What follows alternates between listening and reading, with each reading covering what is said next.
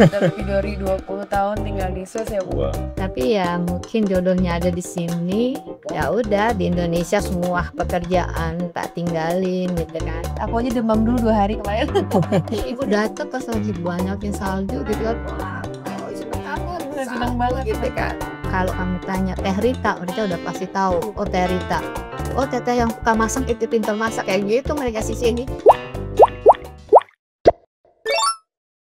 Halo, selamat malam dari Switzerland. Nah, hari ini di sesi Diptopia Explorator kali ini kita kedatangan tamu atau kita menyambangi tamu yang sangat-sangat spesial nih.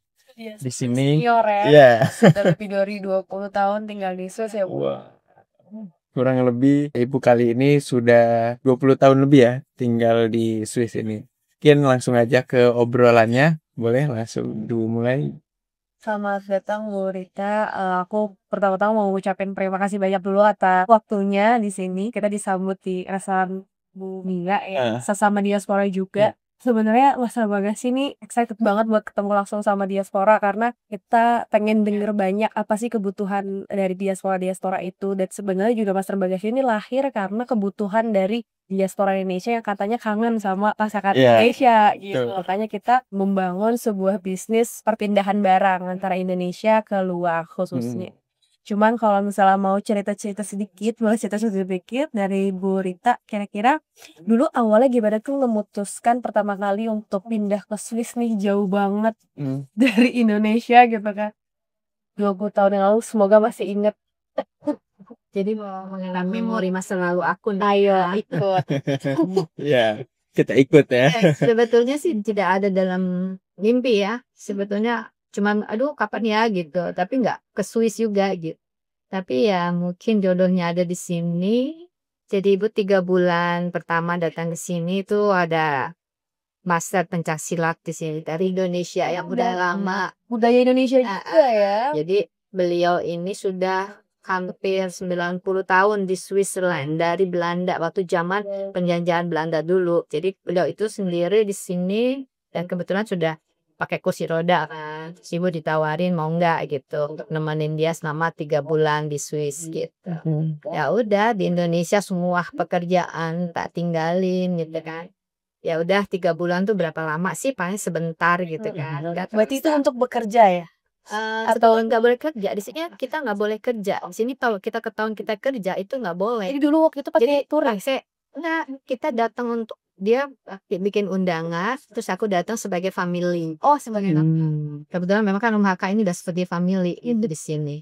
Jadi keluarga Om Haka itu sebagai family. Jadi aku datang ke sini tuh istilahnya berkunjung untuk family itu sama 3 bulan karena kan visa waktu itu tuh gampang sekali ya. Tapi sekarang ya. dulu gampang banget bikin itu, kita cek ke embassy langsung dapat visa. Apalagi ada Kita undangan ya. gampang sekali, nggak seperti sekarang.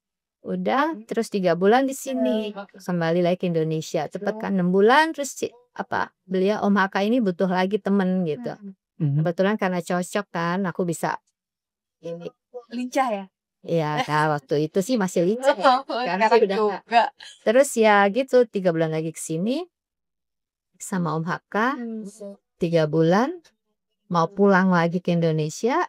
Kebetulan suami orang sini, terus yang kebetulan juga main pencaksilat muridnya Om Haka ini gitu.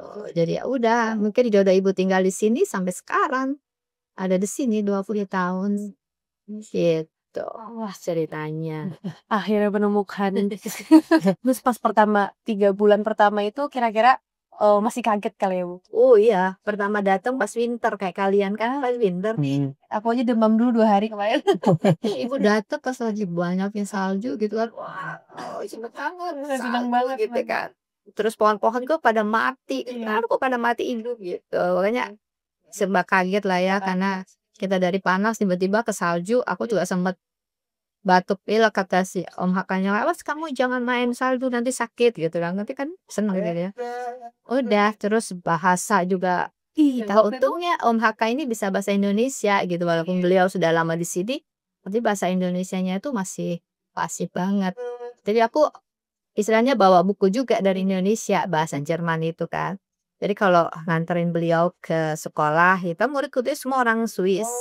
Jadi ya kita kasih salam gitu, ibu belajarnya gitu aja, belajar sendiri. Susah loh belajar. Padahal ibu tuh waktu pas masuk umur 40 tahun waktu itu. Aduh. Saya aja udah 40 nyerah. tahun. Iya, udah 40 20 tahun bulan. bayangin mau belajar kayak Benar. gimana. Bahasa Inggris kita basis kan ya. Terus campur lagi bahasa Jerman. Mana nih bahasa Jerman susah sekali. Jadi paling halo itu apa gitu, terus apa kabar gitu kan, kayak kita aja. Learning by doing. Iya. Lama-lama bisa. Lama-lama sekarang alhamdulillah walaupun masih terbata-bata, yang penting orang ngerti apa yang ibu bilang.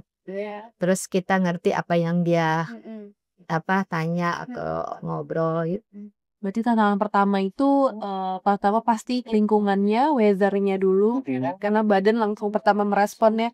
Kedua pasti bahasa. Mau nggak mau itu kita harus belajar, mau nggak mau. Tapi belajarnya kaget juga langsung Jerman ya. Iya, langsung Jerman. Tapi memang semua di sini pakai bahasa Jerman atau memang khusus tuh Jerman bahasanya ya Bu ya? Bahasa internasionalnya mereka emang Jerman. Jadi kalau di majalah atau itu mereka bahasa Jerman internasionalnya. Tapi mereka punya bahasa sendiri, dialek dia punya. Setiap seperti Bern gitu kan. Ibu kota Swiss tuh Bern, bahasanya mereka punya dialek juga di Bern. Di Swiss Wallis atau apa setiap namanya kecamatan lah kalau kayak kita ya. Beda sungai, Dialeknya, beda itu, tapi orang Swiss tahu, oh dia orang dari sini, oh dia dialeknya, oh dia pasti dari sini gitu. Oh, tahu ya. Ya, ada. Kalau ibu mereka udah bahasa Swiss, aku bilang sorry, tolong bahasa Jerman karena saya belajarnya bahasa Jerman gitu. Tapi karena waktu sekian lama akhirnya kita dengar mereka dialeknya gimana, aku jadi juga bisa ngerti, oh dia maksudnya ini gitu. Otomatis. Iya. Semua otomatis. Karena kan lingkungannya juga mendukung kan. Iya. Nah, kalau udah ngerti sedikit-sedikit bahasanya nih Bu, pasti kan waktu itu mencoba untuk membangun pertemanan, relationship dengan yang lain itu gimana? Apakah nyari orang Indonesia dulu atau ya udahlah siapa aja aja? Ada ini awalnya sih ibu nggak cari temen ya, karena fokus ibu itu istilahnya jadi suster lah itu ya untuk om aku itu kan, karena om aku tuh dari kursi roda, jadi nggak ada waktu untuk cari temen waktu itu. Jadi kebetulan om Hakan kan ada sekolah, nah di sekolah itu ada orang Indonesianya gitu, jadi saya dapat satu orang Indonesia, kenal gitu. Sampai sekarang alhamdulillah sih orang kalau kamu tanya Teh Rita, mereka udah pasti tahu, oh Teh Rita, oh teteh yang suka masak itu pintar masak kayak gitu mereka sisininya, padahal aku tidak bisa masak. Kamu tahu nggak, saya itu nggak pernah masak atau kayak seumur-umur kalian di Indonesia tuh nggak pernah masak. Begitu datang ke sini mau nggak tahu, mau nggak mau jadi bisa masak. Sampai aku bisa ada catering kalau misalnya orang ulang tahun. Nah, kalau masakan Indonesia itu kan emang kamu tahu ya, enak kan. Iya, enak. Sedap banget ya. Jadi kalau ada yang suami kebetulan orang Swiss, kalau temannya ada yang ulang tahun, mereka suka, istri kamu masakin aku dong buat 50 orang nih mau ngundang gitu. Masakan Indonesia maunya. Berarti masakan Indonesia sebenarnya mudah untuk diterima sama orang luar ya? Iya. Contohnya ini dapur Ramia, masakan Indonesia, tapi dia juga ada yang campur kebetulan. Saya tahu. Iya. Tapi dulu udah ada nggak sih komunitas-komunitas orang Indonesia tuh sebelum sekarang kan banyak banget ya. Kalau zaman dulu itu kira-kira udah ada belum sih orang-orang Indonesia bikin komunitas-komunitas di luar negeri yang diaspora? Ibu kan udah dijalan, ibu nggak terlalu sosialita itu ibu kurang ya, karena ibu terkenal aja tiba-tiba ya. Jadi ada sih kumpulan kita di sini, ada kumpulan dari Forum Indonesia, kamu bisa lihat di Facebook ada Forum Indonesia, jadi siapa aja bisa masuk, bisa saling kenal di situ untuk suruh ini. Jadi kayak kamu kalau misalnya mau kamu ikut aja gabung ke Forum Indonesia. Tapi kalau secara offline-nya Bu, ada nggak? Kita ada FIS namanya, Bank Indonesia Swiss. Jadi kita bisa di situ kumpul Indonesia, buka bazar, siapa yang mau buka meja seperti ibu kan pernah juga jualan Ya, event gitu. Bareng KBRI? KBRI juga ikut juga, KBRI selalu ikut kalau kita ada events. Terus Bu, kira-kira ada nggak sih pasti kan Ibu Islam atau apa, Muslim atau Muslim? Insya Allah Muslim. Berarti masih ada nih banyak ritual-ritual Islam yang masih dilakukan di sini gitu. Berarti kayak lebaran gitu-gitu tetap dirayain? Ya, ada kita ada perkumpulan pengajian Islam Muslim Indonesia, ada percikan iman dan Islam. Terus kita kalau ini ada masjid juga, di sini ada masjid, tapi bukan Indonesia yang punya, kayaknya orang dari Turki atau apa gitu. Jadi suka kumpul rame-rame sholat sama-sama Idul Fitri gitu di masjid itu.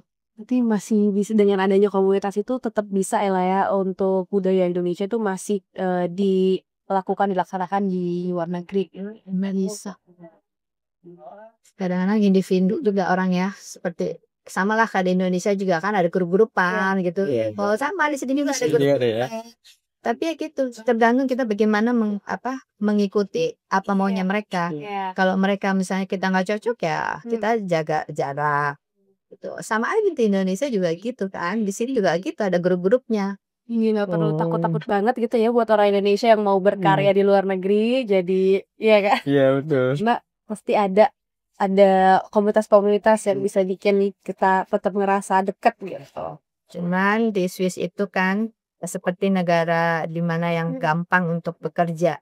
Sini itu agak sulit untuk mendapatkan pekerjaan. ya mendapatkan pekerjaan. Ada sponsorship gitu ya, Bu? Iya, dan itu juga susah banget dapatnya. Nggak kayak dari tempat lain kan. Di sini tuh agak susah. Jadi jangan pikir di Konsiderasi enak kerja. Konsiderasinya apa untuk mendapatkan sponsorship ini yang bikin susah? Nah itu aku mesti pelajarin itu. Pasti itu biasanya kamu mesti tanyanya ke KBRI. Tidak semudah itu mendapatkan workers. Iya, kan orang pikir kan pengen mau dong seperti aku mau dong kerja di Swiss, itu nggak gampang walaupun ibu ada di sini ya. Untuk membawa saudara kerja di sini itu nggak bisa, walaupun cuma bersih-bersih atau cuci-cuci piring di restoran kayak di Amerika misalnya. Kamu bisa pergi nggak usah pulang juga, mereka bisa jadi penduduk gelap kan. Kalau di sini nggak bisa. Nggak mau workernya under table gitu-gitu kan, orang-orangnya pada taat peraturan. Iya, di sini tuh stuck ya, lumayan. Gitu. Mungkin kurang lebihnya kayak gitu ya Bu ya, mungkin karena tadi juga ada keperluan lain. Mungkin besok kesini satu lagi mau belanja bareng. Iya bisa. Iya, jadi deket sini tuh ada yang second hand store yang gede gitu. Kita cuma minggu tuh kebanyakan libur ya Bu ya. Iya, kalau di sini ini kerja tuh hanya sampai hari Sabtu. Toko-toko itu buka sampai jam 6 dan 8. Terus hari Minggu tuh selalu tutup mereka karena kan mereka juga perlu istirahat. Iya, sangat menghargai kesejahteraan karyawan. Iya, pada susah tutup hari Minggu Bi. Kalau di Indo kan justru Minggu tempat-tempatnya ramai kan. Tempatnya ramai, sini ya. Oke, mungkin dari kita itu aja Bu Rita. Thank you banget. Terima kasih sudah dijawab pertanyaan, udah sharing nostalgia juga. Semoga aku juga dapat jalan untuk bisa kesini. Selalu ada jalan, nggak usah takut. Dari kemarin keliling-keliling Eropa, ini aku tuh jatuh cinta sama Swiss. Betul. Bagus banget. Pemandangannya juga luar biasa banget Bu. Ini paling jatuh hati. Bersih banget. Kita kemana tuh di sini paling indah banget. Homeless pun jarang ya Bu ya. Homeless pun udah jarang. Nggak ngeliat sih dari tadi. Iya, nggak ngeliat. Nggak ada. Kayaknya aman di dalam diri. Dibilang aman, dulu lebih aman lagi dari sekarang, karena kan sekarang udah banyak pendatang dari mana-mana. Jadi kadang-kadang kita harus hati-hati juga kali ya. Apalagi di kota. Iya, jadi harus hati-hati. Gerombolan-gerombolan itu mereka tuh datang ke sini khusus untuk nyopet. Karena dari perbatasan kan mereka nggak harus pakai visa segala macam. Iya, langsung masuk aja kayak tadi juga gitu.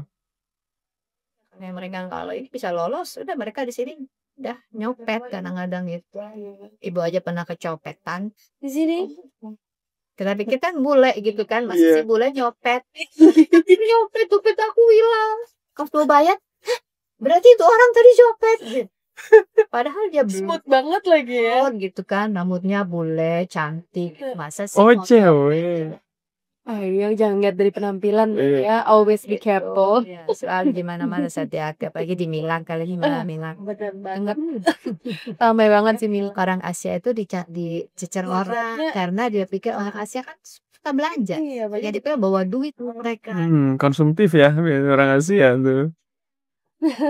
Eropa kalau nggak ada orang Asia nggak laku mereka barang-barangnya. Padahal orang sini tuh Jadul aja mereka nggak masalah. Kita Iya. gaya. Iya, kita Udah handphone, udah nggak. keluar baru Harus keluar yang baru harus Iya, langsung aja. lagi. Handphone jadul juga bodo amat. saya lihat juga bule-bule kayaknya handphonenya adem-adem aja. Cuman kita yang heboh kalau Iya ya. Oke. Adu-adu geng. sukses buat kalian ya, Master Bagasi, seneng deh. Nanti mungkin Ibu bisa Kita tidak rekomendasi ya. Iya. Kayak contoh gampangnya. Kalau ada inovasi terbaru anak muda Indonesia, kita bangun cross border e-commerce pertama dari Indonesia yang bermisi untuk menyebarkan produk-produk Indonesia ke seluruh dunia lewat Diaspora Indonesia sebagai pintu gerbangnya. Gitu. Reset buat kalian ya. Iya. Karena jiwa muda itu kan selalu bersemangat. Amin. Jadi kita yang udah Amin. mulai apa namanya? Mulai turun semangatnya, kalian harus dilanjutkan dan belajar sama yang seniornya. Oke. Terima kasih banyak. Terima kasih banyak Ibu Sumi atas waktunya. Maaf mengganggu. Nggak apa-apa, seneng aku. Soalnya aku lihat anak-anak muda ini di Indonesia harus kayak begini, kreatif. Sekian.